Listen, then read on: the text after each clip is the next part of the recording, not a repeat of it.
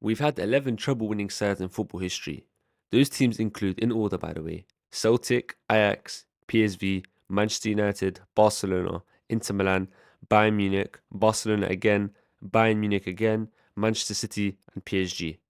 Now, I'm sorry to all my Celtic, Ajax, and PSV people out there because football wasn't as strong as back then, in my opinion. And honestly, it's an era I don't have much information about at all. Because when looking at their teams, I only recognize some players in the starting 11s. So I'm sorry about that. We're going to go through which of these treble winning sides are the best. That leaves us with 8 treble winning sides remaining. And again, it's not me disrespecting those 3 teams I left out. It's an amazing part of their club and history, and it's a rare achievement that the fans can flex forever. Real Madrid, the greatest club of all time, in my opinion, haven't managed to achieve this goal. So that should tell you how hard it really is to achieve this achievement. Achieve this achievement? I hope that makes sense. And for a random like me to try and disapprove of the club's achievement is disrespectful. Barcelona and Bayern Munich are the only 2 clubs to have achieved the treble. I can't too many sounds. Achieved the treble twice, and Luis Enrique and Pep Guardiola are the only managers to have achieved the treble twice. I hope that makes sense. I had to slow it down there. I will be doing my top 4 treble winning sides with 1 runners up. We'll start in order with my runners up. Just a reminder that this is my opinion, and I'm not saying whatever I say is true. We're all entitled to our own opinions, so if you agree or disagree, let me know. And it's football. In the end of the day, you'll never agree with everyone.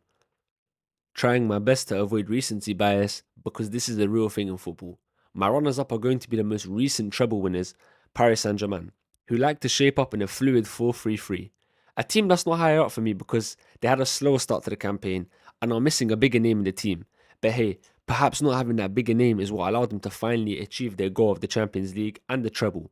The standout players in this side were Donnarumma, who was voted as goalkeeper of the year, Marquinhos, Pacho or Paco, correct me if I'm wrong, but I think it's Pacho, Vitinha, João Neves, Dembele, Doué. I could go on. The whole starting 11 is world class for me.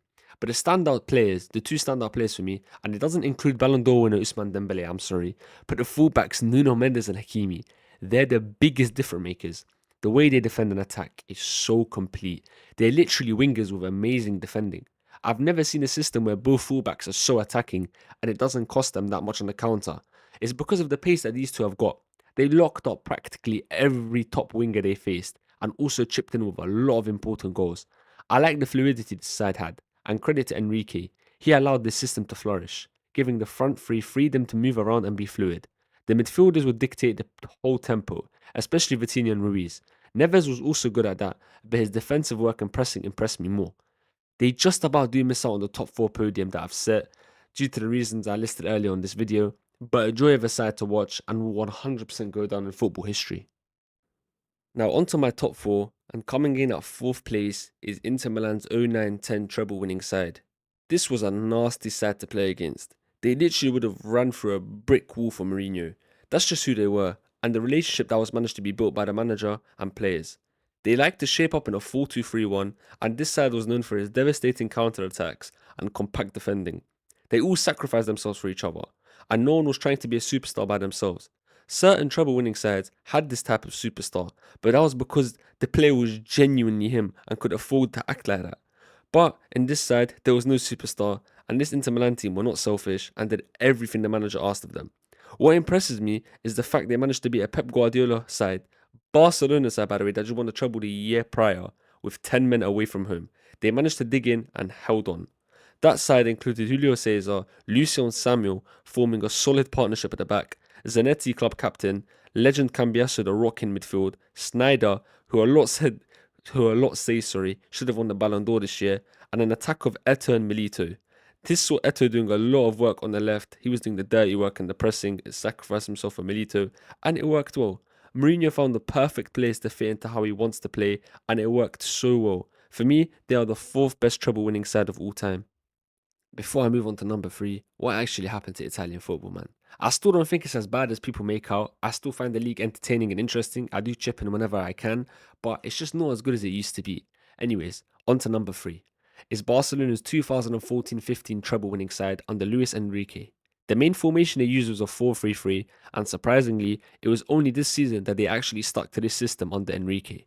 This team here had the greatest front three and middle three of all time. The way they clicked was beautiful. MSN, Messi, Suarez, Neymar, arguably all the best in their positions. Well, Not for Neymar, unfortunately. After Ronaldo at left wing, he was the best left wing in the world, in my opinion, these times. Of course, the midfield of Busquets, Iniesta, Xavi, they was the definition of calm, relaxed, composure, elite, and tiki-taka. The fullbacks, Dani Alves and Jordi Alba, similar to what I said about Nuno Mendes and Hakimi earlier, but I think Mendes and Hakimi edge it for me, but that's a convo for another day. PK and Mascherano, however you say it, apologies, both elite as well, and in goal, Bravo and ter Stegen. They both had their own roles, and Bravo was mainly a league keeper, whilst ter Stegen was a Champions League keeper. How unique is that? Two first choice goalkeepers. They were really effective in attack, and when they demanded the ball, they were going to have it and they were going to keep it with ease. Again, the reason they're on higher for me is the fact that they started off slow. As well, they arguably won the league due to a Real Madrid choke, but the way they turned things around in the second half of the season was something else, which is why they won a treble. They were by far the best team in the world this season, especially the second half of the season. Just something about Enrique's treble winning side starting off slow, and once January hit, they hit second gear. I remember there was genuine rumours of him being potentially sacked in the first half of the season at Barcelona, but by the end of it, he had it all figured out and became a club legend. Now, coming in at my runners up in the number 2 spot, the first Bayern treble winning side in the treble. Why? I don't know. I keep forgetting it. Anyways, Bayern's 2012-13 treble winning side under Jupp Heynckes, they used the 4-2-3-1 this season. What a team this was. They were pressing machines. It's like they had infinite stamina. My FIFA players will get this joke, but these lot had relentless plus plus, not even relentless plus. That side consisted of Neuer, Alaba, and Lahm. Elite fullbacks. Something I've noticed about majority of these treble winning sides is the elite fullbacks they've had. Boateng was arguably the best centre back in the world these times. Unfortunately, he's only remembered from the Messi incident nowadays, but he was elite. Dante, a good centre back partnership, complementing him well with his elite left foot. Martinez and Schweinsteiger in the midfield, they were complete, alongside Tony Cruz in the cam position these times. Now, Robin and Ribery were meant to be the wide players, as we all know, the famous term robbery. But I was about to call Robin robbery, sorry. But Robin suffered a lot of injuries, so we saw Muller on the right a lot this season. But Robin, known as Mr. Wembley, scored the winner in the final, so he did indeed have a crucial part to play. And up front, Mandzukic. Their style was mainly gegenpressing, and they were so physical. It was so effective the way they played, and the Bayern board even demanded Guardiola to stick to gegenpress and this physical style of play after he took over Jupp Heynckes, and stop trying to implement tiki-taka. This is how much they loved it. This was the same side that thrashed Barcelona 7-0 over 2 legs, a dominant side and arguably the greatest pressing side of all time, in my opinion, for sure they are. That's Bayern at number 2. Coming in at the number 1 spot, the Golden Crown. I think the majority of you expected this side to be my number 1, and it's Barcelona's 2008-09 treble winning side. They were better than the 2014-15 Barcelona side for me, purely because of how dominant they were from start to finish. Messi in that false 9 role was something else. This side was the embodiment of tiki-taka. How could you even get the ball off these lot? It's the way they would pass the ball around so quickly and effortlessly. They had Henry, Eto'o, Iniesta, Xavi, Piqué, Puyol, Valdez. It was such a well-rounded side that had no flaws in their game. Sorry. Guardiola built this side up, and the best thing he did was make Messi the main player. It's the fact he was questioned by the media for letting go of certain players like Ronaldinho, Deco, and others. But it all worked out well. A lot of people say, oh, if I had the team Guardiola had, I would have won the treble. If you took over, I doubt you'd have the balls to tell Ronaldinho or Deco get out. But Guardiola was a different man, and it worked out all well. It led to the greatest side of all time, in my opinion. I don't see a way how any other side in history could beat this side. That's all the treble winning sides done. Let me know what you lot think in the comments down below. Do you agree with me or the disagreements? But that's the end of the video, everyone. Thank you for watching.